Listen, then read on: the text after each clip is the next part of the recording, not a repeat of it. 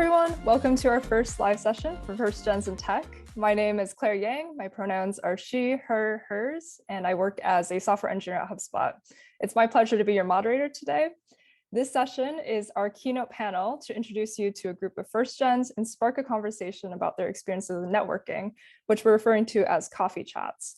We hope to not only talk about the basics of what networking is and also tips and tricks for a great coffee chat, but also touch on the anxiety and perceived barriers of reaching out to others in this way. There's a lot to cover, but I really want to emphasize that the content of this session is up to you all. Vinny, could you change the slide, please? Thank you. So today is all about you. And in order to make sure that we are really tailoring the content to what you guys want to learn about, we want to hear your questions and your thoughts and comments throughout the whole session. So our ultimate goal is to be able to answer your questions and also build your confidence in your own networking skills. So in order to do that, please feel free to interact with each other and start a dialogue like we've been doing in the chat feature in Zoom. Just make sure that you're sending the messages to everyone, since it looks like it's kind of defaulting to only the hosts and panelists.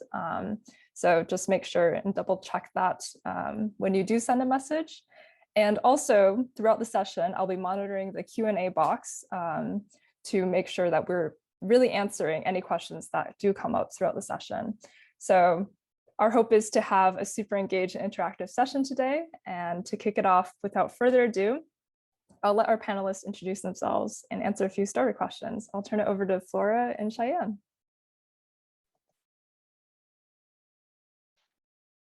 Hello, everybody. So nice to meet you all today. My name is Flora. I'm a product manager at HubSpot, and I use she, her pronouns.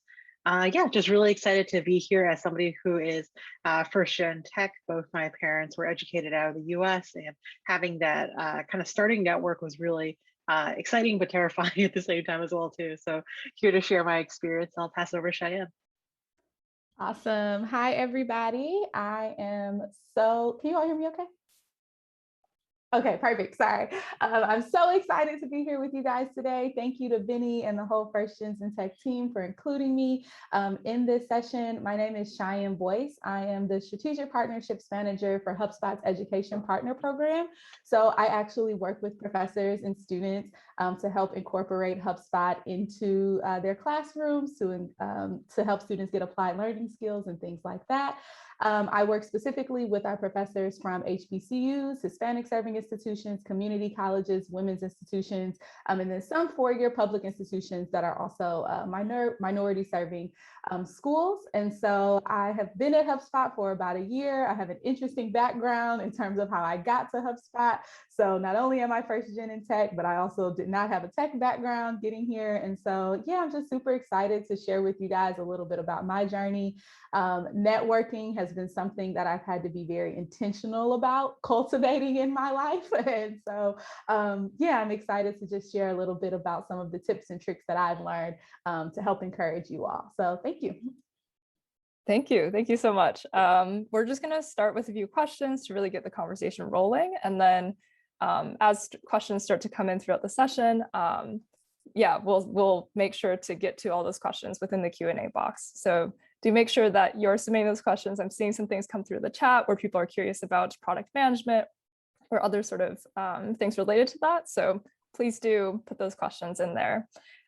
Since neither of you have sort of a really traditional tech background before starting in tech, I wanted to ask and start off with this, which is, what is your background before starting in tech, like working in tech? And how has networking helped you in your perspectives in developing your career? Yeah, I'll toss it to Flora absolutely. first. Yeah. Jumped a little too enthusiastically there, but yeah.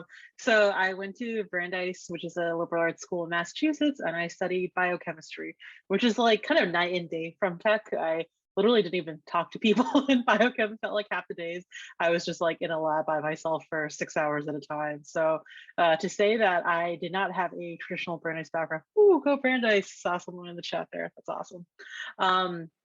Yeah, so I think my career journey has been sometimes feels really like pointed and self-guided, and other times it feels like kind of taken by the universe and I'm on a ride there too.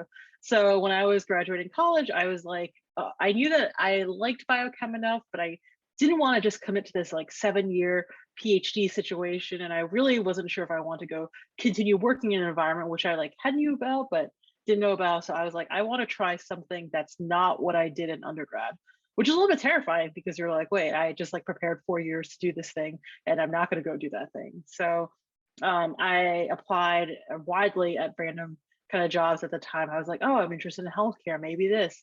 I remember at one point I applied to be an event manager at a law firm. Like life, sometimes you're just like kind of have to try different things. And I wouldn't even at the time I wouldn't have called this networking, but I think it kind of is one of my friends from high school, she went to Tufts and interned at a software company in Cambridge.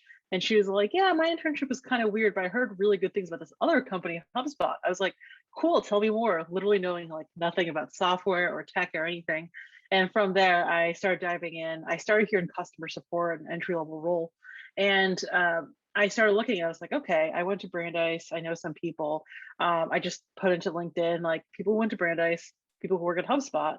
And I got connected with somebody who worked at HubSpot at the time, and we started chatting, and I was like, okay, this is doable. So like I got a sense of like what she had done at HubSpot and where she had gone on to within the organization as well. So I think at the time I wouldn't have thought of like taking just like my friend's advice to just like, hey, go check out this company and kind of follow through and chatting with people, but that was totally networking. And that's kind of how I went from biochemistry to now in tech. Yeah, no, that's awesome. And, I feel like I too have an interesting path to get here.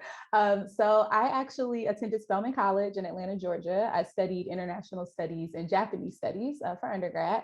Left there and ended up coming to American University here in DC, which is currently where I'm based. And I studied international peace and conflict resolution. And so I'm very passionate about global education. I'm currently an adjunct professor as well at George Washington University. I teach a cultural diplomacy class. So very into, global education, people-to-people exchanges, cultural diplomacy, things like that. And so prior to joining HubSpot, I was actually working at a nonprofit in DC where I did US-China cross-cultural exchange programming. And so as a part of that, essentially what I was doing is trying to help people get opportunities to go abroad and have these different experiences. And so when I found the position here at HubSpot, I was looking to transition out of that space, out of nonprofit. And so when I saw the position for the strategic partnerships manager position at HubSpot, I was like, oh, cool. Like, this is very similar. I am very passionate about helping people get access to different opportunities. And for me, being able to get HubSpot software and teaching resources into different classrooms around the country, I was like, okay, great. Like, this sounds really fun. I also am somebody that's very into learning new things. I'm a people person. And so I like making connections amongst people and helping us all figure out how we can work better together to achieve our different goals. And so, I joined HubSpot sort of in a space of I'm ready to learn, I'm ready to grow, I'm excited to see what this opportunity has for me. But at the same time, this meant that I needed to somehow bring all of my different worlds together in a way that made sense. So when a lot of my, mentors and folks, they're like, you're going where to do what and why? Weren't you just in China? Like, what is going on? And so I'm like, yes, but it's going to work. And so being able to talk about my story and who I am and what I'm passionate about, that's really helped me with my networking. And it's helped me see that it's a natural process within our career growth. Like, we're always going to be meeting new people, connecting with people, and needing to share our stories and tell people, what it is that we're interested in. And so for me, I kind of stopped thinking about networking as like this thing that lived in a silo kind of by itself. Instead, it was something that helps me help myself and help others around me as well. So now I can, talk to people about, international things and peace and tech and all of these other things that I'm really interested in and passionate about. And so I think that, our natural career progressions, lend themselves to need to connect with other people and talk to other people. And so I look at it like that, and less of I have to go and network and find people who are going to help me, get to where I'm trying to go. Instead, it's all just very natural. And I make genuine connections with people and genuinely tell my story, which helps, helps make the networking a little bit easier. So yeah, that's just a little bit on that for me.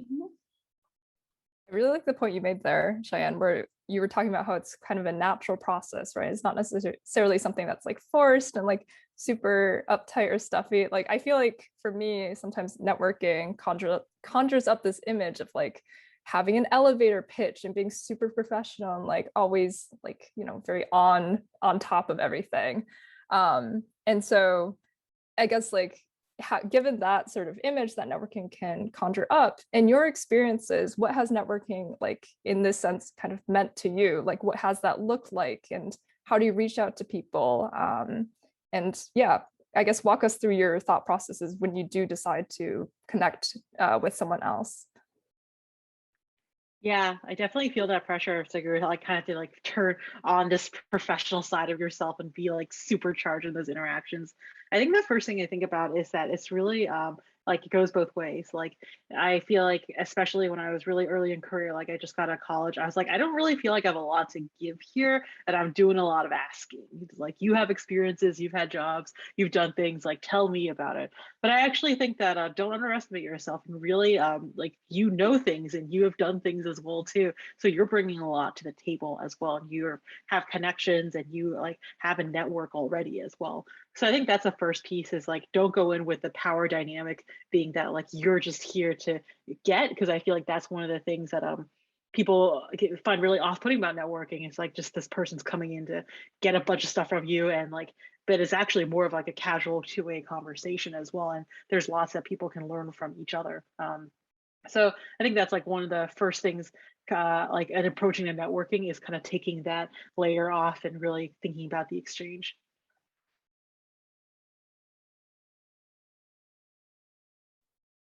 Cheyenne, would you like to kind of give Yes, your thoughts as well? yes, absolutely. Sorry, guys. I'm having some internet connections on my end. So hopefully you all can still hear me well. I don't know what just happened there. But yes, definitely second, Flora's point about knowing that you also have something to offer and bring to the table. I know that was a big thing for me where I'm like, oh, I don't like, who am I? What do I know? And I'm like, wait a minute, I just finished the whole degree. I've had experiences. I know, what can kind of be helpful. And I'll also just share some of the most kind of valuable mentorship relationships that I've had have been with people who, I go to ask certain questions and look for guidance, but they then also very much take seriously what I believe. And it's because they're in my past experiences were in situations where they were also developing, global education programs and things like that. And so if I'm working, as an intern with students and have a more, hands-on direct, experience with students, that's something that I can share. And so the best mentor relationships that I've had have been very mutually beneficial. And that's something that I also continue to look for as I develop relationships with people. So if it's somebody who kind of like makes me feel like I don't have anything to offer, then that's probably not going to be a great, situation for me. But yeah, to the question of like the intimidating nature of networking, I totally felt that when I moved to Washington, D.C. from Atlanta. I had left like a very kind, nurturing environment. And I felt like I just got dumped in the middle of like this cutthroat environment in Washington, D.C. And people told me, okay, you go to these networking events. And so I tried it. I would go to these events with like hundreds of people where it's just small talk. And I quickly realized like, this is not for me. And so one of the things that has helped me just in navigating that process, because it was a huge culture shock. I was not ready. I said, I don't know if I can make it here. But, obviously I've grown and learned a lot, over time. But what I found is that it was important for me to make authentic, genuine connections. So I wasn't interested in just connecting with anybody for any reason. It didn't mean that we couldn't go to an event and I wouldn't introduce myself and speak. It maybe just meant that I didn't give my whole, spiel about who I am and what I'm looking for if it was somebody that's like not even in my same field. And so being really authentic and, genuine in the connections that I was making, I think was helpful. And I was able to do that by going to events and things that matched my interest. So I found that big random DC networking events weren't for me, but conferences were a great space for me to kind of go and, learn and then also connect connect with people, because obviously at a conference you have the sessions, and then you can go to the networking and talk to people about the sessions. And so I kind of had to set it up for myself so that I was like, actually getting, information and engaging with people in a way that was going to feel authentic, because that's when we're our best selves, right? When we can present our full, authentic, selves in a situation, and kind of grow from there. So yeah, looking for authentic connections and relationships was really important, and going to events that nurtured that instead of trying to like suppress it was really important as well. And I'm hearing a lot of sort of connections between like the career transitions that you both made and like the importance of the conversations and the people that you met at that time, like the impact that they had on you during that transition. So we got 2 questions actually in the chat or in the Q&A box about sort of your guys' transitions. And I think it really does connect back to this notion of talking to other people to learn from them, and not necessarily just for maybe the sake of getting a job or getting something from them in that sense. So Lorena asked, as someone with no prior tech experience or background, what are the most critical skills you saw that helped your transition? And I'm just going to roll the other question in as well. Sorry. So Jody Ann has a question specifically for Flora, which is can you talk more about how you're able to transition from sales engineer to associate product manager? And how are you able to speak to your transferable skills? And I kind of see that as part of this networking process as well. And she's looking to transition from copywriting to associate product roles. So yeah, I'll throw it to you guys. Awesome. Yeah, I think those are just like both really good questions as well. And I feel like transferable skills is like this like heavy kind of term. It's very buzzwordy and just like, what does it heckin' mean? So something I like to do is like if there's a role you're interested in, especially, or even just like a field in tech, like it's almost like approaching it like you're learning another language. You're just like, what are the terms being used here, and how do I translate and transfer what I have into those terms? And it's also totally okay to realize I don't actually have those skills yet, but then starting to exhibit like things that you can do to show you're growing. So I think something that's very buzzwordy in tech is like having like a growth mindset, and on face it's like, yeah, everybody wants to grow, but like, what does that mean?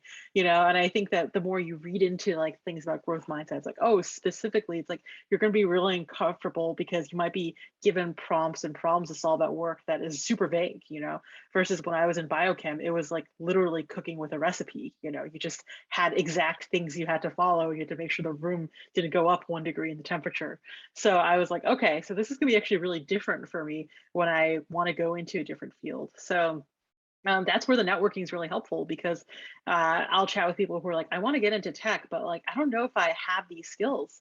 And I have a friend who I think like has all the skills to be in tech, but she's been in the restaurant industry. And as part of the restaurant industry, there is a lot of communicating with customers, helping people who are upset. One could say more people are more upset at restaurants than at their software, and taking that kind of experience to say, it's like, okay, so you have been working in front of house at restaurants, you know how to communicate with people, you know how to see what their needs are, you know how to get those needs to be met. How does that translate to a software, maybe customer service or a customer manager position? So I think just kind of like my previous point, you probably have more of it than you think you do, but really taking that list of skills or requirements in the job, breaking it down to what does the actual components of it mean, kind of to the core, thinking about the skills that you have, and then sort of putting your experience back into the terms of that industry. It can be really tough, but I also think that if you're networking with people in the industry, you'll see these kind of terms come up, you'll see these kind of buzzwords, you're going to start being able to speak that language as well. Yeah, I mean, I absolutely agree. Growth mindset is a key, I think, to being here at HubSpot. And then just in general, when you're transitioning from one position to another, I would also say for me, strong communication skills were important, because I had left a project management role and was also moving into a project management partnerships role.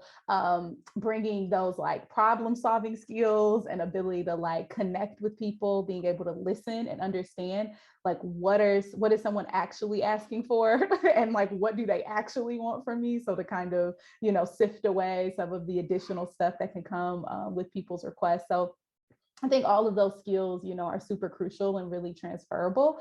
And yeah, in general, I just think for me, it was important to remember like what it was that made me a really good fit for this position. Like, I have a very unique, specific background. And so, although it doesn't necessarily seem to lend itself traditionally to this type of role, it doesn't mean that I'm any less qualified or unable to do, this job. And so because with a growth mindset, and so always being willing to ask questions and learn, and knowing that this was going to be a new experience, taking that and pairing it with the things that actually make me passionate about this work, then kinds of creates this, very exciting, kind of perfect storm of how can I do this in a way that's going to be unique to me, but then also positioning myself well within the company and in order to build and grow on this experience to help develop my career. Because, Flora and I and Claire, we're all, speaking about, our experiences, but we're also in the same position as you all sometimes, in that, yes, I may, talk to people and give tips and do informational interviews, but I'm also asking for informational interviews and still trying to connect with people to grow my own network. So again, it kind of goes back to this like natural progression of our development and how we, just continue to grow in these different roles. Yeah, I think that's a really good point. Like, I reach out to people on a fairly like regular basis because I'm just so curious about like their own perspectives and what they do and what I can learn from them. And actually, so I wanted to bring it back a little more to actual just like coffee chats themselves, and maybe this is not as fun of a topic, you guys can let me know, but like the logistics of a coffee chat, right? Like, what do you actually do? We've been talking a lot about the roles of networking and how important it's been in your guys' experiences. But like, how do you even approach someone to do that? Like, do you just send them an email? What happens if they say no? And how do you handle that rejection? Yeah, I'd love to hear your guys' thoughts on that. And hopefully the attendees as well, you guys find this helpful. I'm seeing a lot of Q&A questions come in that we will address after this. Yeah, definitely. I think all of in the kind of setting up the logistics, and I'm a very logistics oriented person, is just make it short and easy and to the point. I think in a basic outreach, whether it's a LinkedIn message or an email, to say one sentence, who are you? I'm currently a student at Brandeis and I'm interested in getting into tech. Boom, just very sweet. If you have a connection with that person, it's like, oh, we actually both went to Brandeis, or like, oh, I saw that we had both participated in this thing. That'd be great.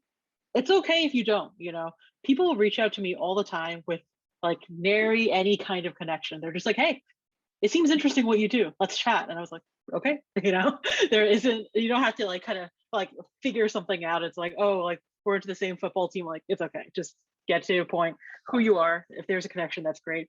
And lastly, have a specific ask, right? A lot of people will say like, can we get on a 30-minute chat? Yeah, we could definitely do that. But like, what do you want to get out of it? Like, is it that hey, maybe that scenario, you're pivoting into tech and I love to learn about specific skills I should be working on to get into tech. I actually want to get a referral from you to join your company. I saw that you're connected with some other people I'm interested in. Can I get an intro there? So I think as much as the people are generally down to just chat, having a specific ask of what you want to get out of that chat is really helpful. Some quick tips and tricks is in terms of scheduling, that's always so annoying. If you use a like Calendly or any other type, we have a HubSpot meetings tool, but you can quickly just send people a meetings link for like when you're free to make it easy, or just give out some times just to kind of cut back on that back and forth and just make it super easy for that person to say yes to you. So those are some of my thoughts on the logistics of nailing that chat. Yeah, and I mean, I echo, the same thoughts, especially around being clear and concise. LinkedIn makes it a bit easier for you because if it's someone you're not connected with, I think your message can only be a certain length anyway. I was literally sending a message to someone the other day and I had all of this information and LinkedIn said, no, you can't write anymore. So I had to just erase all of that and say, hi, we connected, at XYZ event, wanted to see if you'd be interested in connecting with me. I'd love to talk about workforce development programs from your perspective, which is what I wanted to talk about. And that's all I said. And she responded, great. Send me some emails send me an email with some times that you're available. I sent her the email and we're scheduling a time. And so I think that, for me especially, I can get really in my head about, oh my gosh, like what am I saying the right thing? I need somebody to proofread this and all of this. And I think if doing those things makes you comfortable, definitely do it. Have somebody read your message, send it to somebody, say, hey, I'm reaching out to this person. Do you think it sounds good? Do whatever is going to help you, feel comfortable about the outreach, but also just do it because it will be fine. That's always the hump that I think we have to get over. And then I also, agree with including the reason why you want to chat, because, people are really busy oftentimes. And so not only will it help them, have a better conversation with you, but it can also help them start to figure out who might also be a good contact for you. So, maybe you're reaching out about a specific role at this company, and you've contacted me because we went to the same university, but actually maybe I know the hiring manager for this, role or something like that, and could easily connect you that way. So just being specific and concise really helps you and the person that you're trying to connect with. Right. I think that's a really good point. Just like having a clear ask, and then the other person, they know what they want or what you want from them, and it becomes a very good point of communication there. And actually, we have a question in the Q&A that's somewhat related to this, where Juan is asking, has any of you had the experience of turning your networking experience into some sort of mentorship relationship with the people you talk to? If so, how was that experience? So I'll toss the floor. Yeah, that's a really great question. And I think that we kind of hear the term mentorship a lot. And I want to kind of introduce other concepts around sponsorship, as well as I don't know what the other term would be, but just sort of somebody that you kind of go to for kind of quick hits or specific things. Because I think sometimes when people are like, oh, can you be my mentor? I'm looking for a mentor. It's kind of not specific. It's kind of hard to say. It's like, oh, is it that you want somebody to be the advocate for you in the hiring process? That's kind of more of a sponsor, and you can ask for that more specifically as well. Or you're like, oh, I know that I need to build up these technical skills. What should I be doing? If you were hiring, would you hire me? And that's kind of maybe more a mentorship. Or maybe if you're I actually want just to kind of get a really quick insight into okay, I'm applying right now. In my past couple of interviews, I've gotten this feedback. How do I improve it? Maybe more like a coach. So I think definitely I've had networking opportunities turn into mentorships, but I'd say more into kind of specific coaching, because sometimes some people are hard to say. It's they're not great as fit as mentors, but a lot of people are really good fit as coaches or sponsors as well too. Or frankly, they may not have the capacity and time to do it.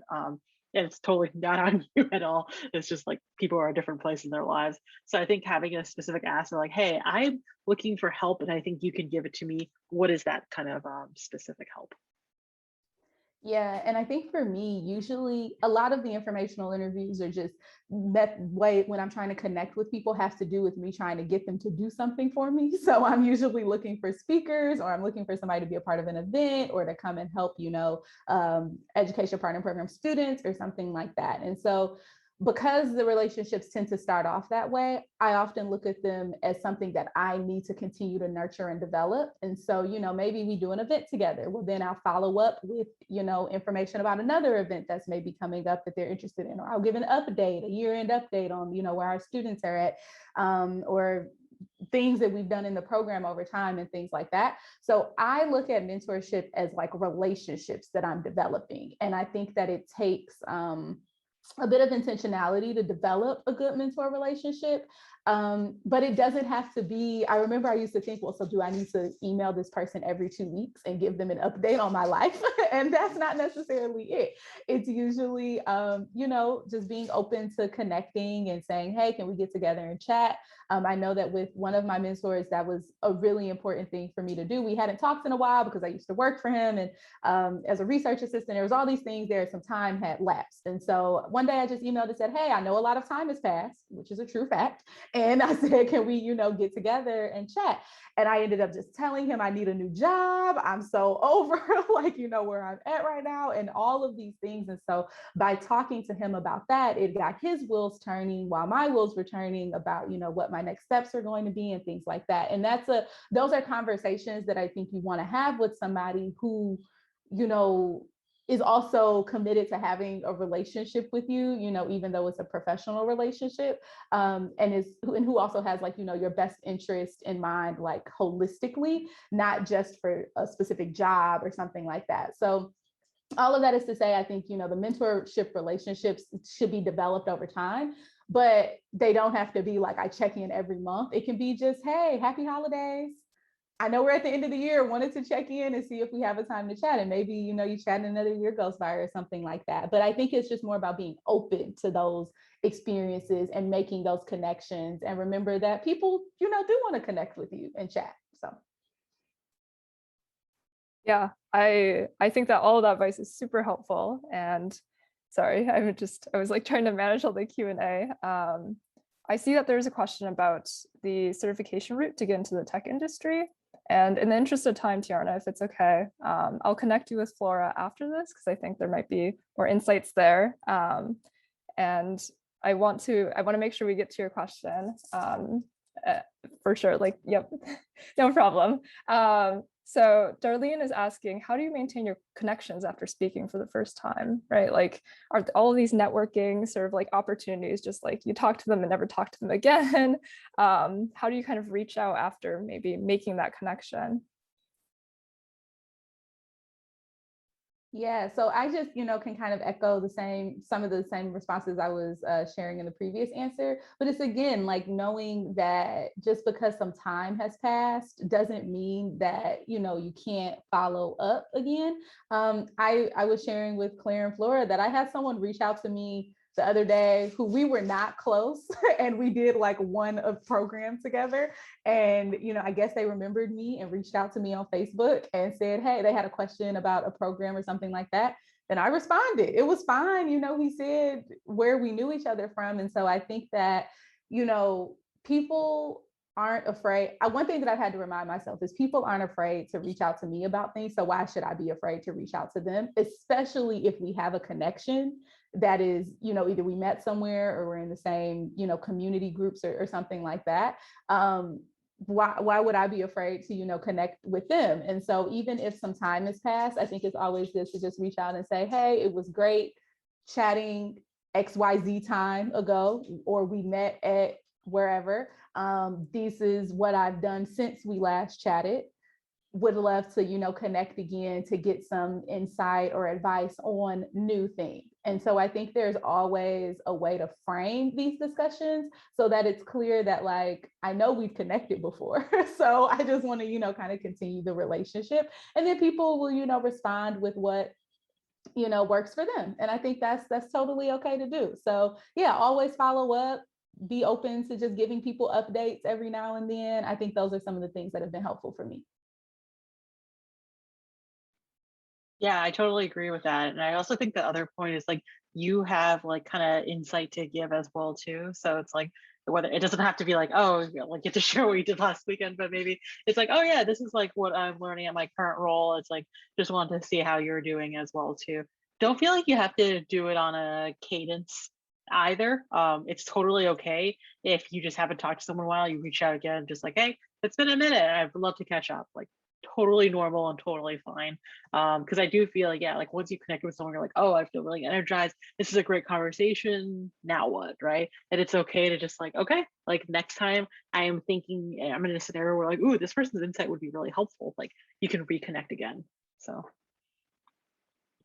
Yeah, I've definitely struggled with that in the past too, where I'm like, oh, I feel like I haven't talked to them in like 4 months. I need to reach out, and like that's not the case. Like I don't need to reach out, and there's no sort of like hurt feelings, right? If I emailed them, updating them or asking to chat a month later, right? So I do think that is something to keep in mind with sort of networking and connecting with other people. So we are nearing almost 12:40 p.m., I guess, in Eastern time. And so that means we have 10 minutes left. I want to make sure that we get to some of these other questions. And I'll try my best to connect everyone with, Cheyenne and Flora afterwards as well. I know we have the Slack, so don't be afraid to tag us if we don't get to your question, and we will do our best to answer them. Something I want to address that I think is very relevant pertaining to mentors and kind of keeping in contact with people is Pablo's asking, I have one question about mentor like hunting. Is there any advice in terms of what qualifications I should look for in a mentor, right? Because I know, Flora, you mentioned sort of some people are better as coaches rather than mentors. So what is kind of the difference there, and what do you look for? Yeah, definitely. I think it's really at the core of it is like, what do you want to learn from this person? And are they in a headspace, time, place in life where they can take on a mentee as well? We actually have an internal mentor program at HubSpot, and I've actually kind of taken a lot of learnings from just the program structure as well. It's like, it's very specific. It's like, here are outlines of, okay, this is like going to run for 4 months. You're going to meet every 2 weeks, and this is what it's going to look like. And I feel like, you don't have to kind of opt into a whole program, but when you're reaching out to someone, it's like, hey, I'm looking to get a new job in tech in the next 6 months. I'd love to have a mentor help me with this process. Some things I'm looking for is resume reviews and connecting with other people in the industry. Just like a very specific kind of timeline ask, and you can probably reach out to them afterwards. And like, there's no rules really, but just like kind of helping that person frame it up in their mind. But I also really want to dig into that first point of like, do they have the stuff you're looking for, basically, whether it's connections or skills or the job or the field, like really kind of think deeply about it. And I would actually advise kind of looking for somebody who's 2-3 years where you want to be in 2-3 years. I've definitely done the thing where I've like asked somebody who's like a director to mentor me, and they were really good for a lot of things, but a lot of times I was trying to upskill in the day-to-day tasks, and it's either been so long since they've done that, or if they're kind of further from it, that their like advice there wasn't as helpful. So I think all that, just thinking about like, what are you looking for, and like how to kind of specifically make that ask is really key in looking for mentors.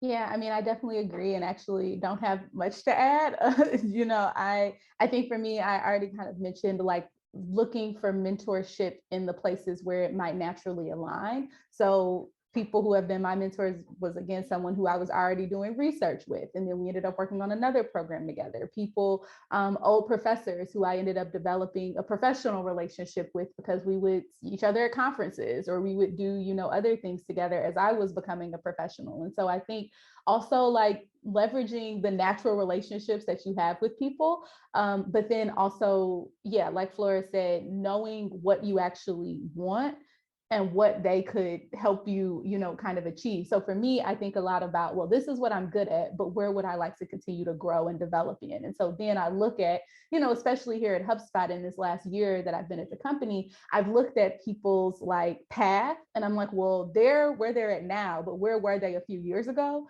And does that kind of align with where I hope to be in a few years? And then I kind of think about what areas of their current, role would I like to emulate, or, if it's somebody who's really good at public speaking, I'm like, okay, what did they do to get there, and how can I talk to them about that, because that's something that I'm trying to improve. So yeah, like really thinking about what you want and why this relationship will be meaningful and beneficial to you, I think is really important as well. Yeah, I think that's really great insight. And sorry, I'm looking at the Q&A and looking at the time, and I want to make sure we get to the last 2 questions. Oh, Flora, go ahead.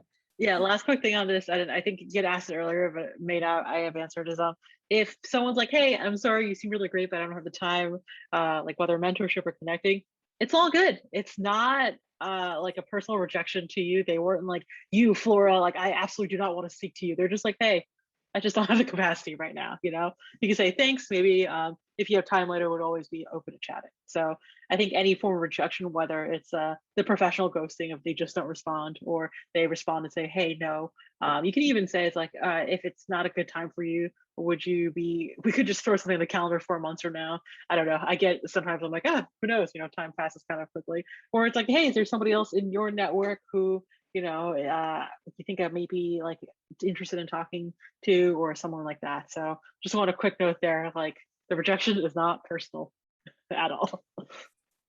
That's for sure. Yeah. And actually, so there's 2 more questions in the Q&A box. I think we'll be closing that for now.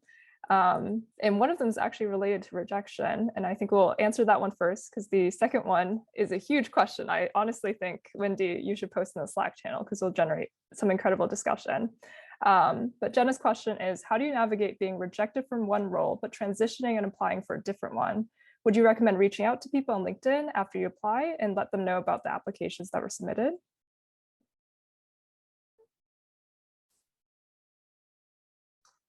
I would definitely, so because I'm not in recruiting or anything like that, I would definitely say maybe also post this question in the Slack channels as well, because you might get a little bit of, different insight. Overall, I think that it is fine to reach out to people on LinkedIn, but again, it goes back to what Flora and I have kind of shared in like why. So if you're just reaching out to tell them I applied for, a position, that might not be as helpful because that person might not have anything to do, with that. But if you're reaching out to them to say like, I'm interested in this company, I've submitted a position and would like to learn more, I think that's a little different. So I think just being intentional about what you're saying, when you're reaching out to people is going to always be, helpful, whether you're submitting an application or just interested in informational or whatever it may be. So you just want to make sure you're being targeted and like with you and intentional with what you're actually reaching out to people about. Yeah, and I think another piece there is like we've all been rejected from jobs. I know I have. So I think the best thing to do is to try to learn from the experience and reach out to the recruiter to say it's like, thanks for the like allowing me to interview for the opportunity. Is there anything from the review of my application that I can improve on? And that actually builds an excellent bridge to that next interview because you're like, okay, in this previous experience, I learned that I wasn't able to do XYZ as well as I could have. So I've been taking these steps to improve on that skill. It doesn't mean that you have to like magically by the next interview be like a master of that skill, but I think just going back to that term like growth mindset is showing like, oh, I'm like aware that this is a gap and I'm working on it. So I think that shows a kind of big step in improvement as well. And definitely I would recommend like posting in the Slack and chatting with recruiters as well. There is just a lot of like nuances of like some companies are like, yeah, apply for as many roles here as you want. Some are like apply one at a time and the kind of details of that. And that's actually sometimes what I use networking for is just like, what's the culture of this specific thing at your company as well? Like, can I do that or is that weird? So all that. Yeah, and I think that's a great point. And there's a lot of, I know that there are some engineers that I work with, for example, who applied to HubSpot and were rejected, but now they work at HubSpot. So rejection is not the end of the world. And it definitely really hurts and it stings, right? But it is an opportunity to grow and learn from that experience and try again when you're ready to do so. So Wendy has, I think, the penultimate question, which is something that I'm going to narrow down a bit just for the sake of time. But her question is, what's been the biggest adversity being in the tech field and how did you overcome it? I'm going to narrow it down by asking, how did networking help you overcome sort of any challenges that you had breaking into the tech field? And yeah, what are your experiences with that? I can start because I think one of the biggest challenges I've had has directly been solved by networking. So thanks for, kind of adding that caveat to the question, Claire. For me, I came from nonprofit and higher education, which works at a very different pace from tech. And so that has been one of the challenges for me, being at HubSpot is like, I was in a place where I would, okay, we talk about the idea, then maybe a week passes and then we, kind of develop it.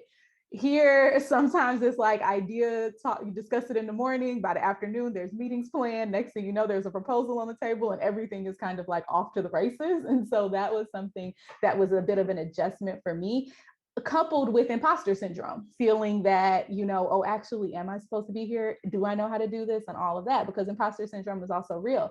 But networking helped because I was able, when I started at HubSpot, I was able to put on the calendar all of these coffee chats with members of my team. And so as I was having these chats, I was actually saying, hey, how did this work for you? Because this is, kind of a challenge for me. And I was able to start to get all of these different, opinions and advice and perspectives from people on my team. And so these are folks who obviously are invested in me doing well. And so their advice was very genuine and helpful. And I just think if I hadn't been, having those coffee chats, I may have just been in my head head, like, oh, am I the only one feeling this? Am I the only one experiencing this challenge? But in actuality, I wasn't. And so not only was I able to get advice, but I was also able to be very vocal with people and say, hey, this is something that I think is challenging for me, which, then they're able to be aware of, and we all can, move forward in a way that's successful. So I definitely was grateful for the coffee chats when I got here to HubSpot to just ask people about, their insights and how they could help me with that challenge.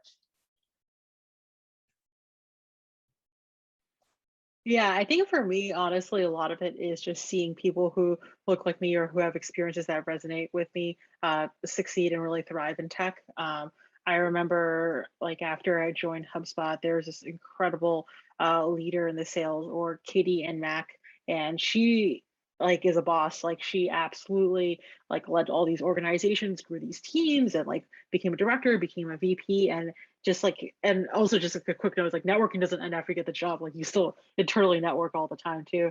And I internally networked with her, and I reached out, I was like, hey, like you're so cool. So I was like, can we chat? Like I'd love to get some insights on like, what is like your life? Like how did you get here? And like how do you approach this in a field where like, especially in tech sales, like not a lot of Asian women in there. And I feel like those were kind of moments where I was like, wow, like kind of seeing other people being able to do well, and you'd be able to really like kind of use their ability as a first gen, having to really dig deep and really be resilient to then really be excelling at their jobs as a result of that, was just extremely powerful for me. So yeah, I think there is definitely a lot of different aspects of tech that is really tough to be in, and there are like kind of things that can be improved on. But I think that's one of the ones where it's like kind of how networking helps me to overcome some of those challenges as well. Yeah, thank you both so much for sharing your experiences. And I think that was an amazing question to end on, and it really highlights the importance of kind of like connecting with other people.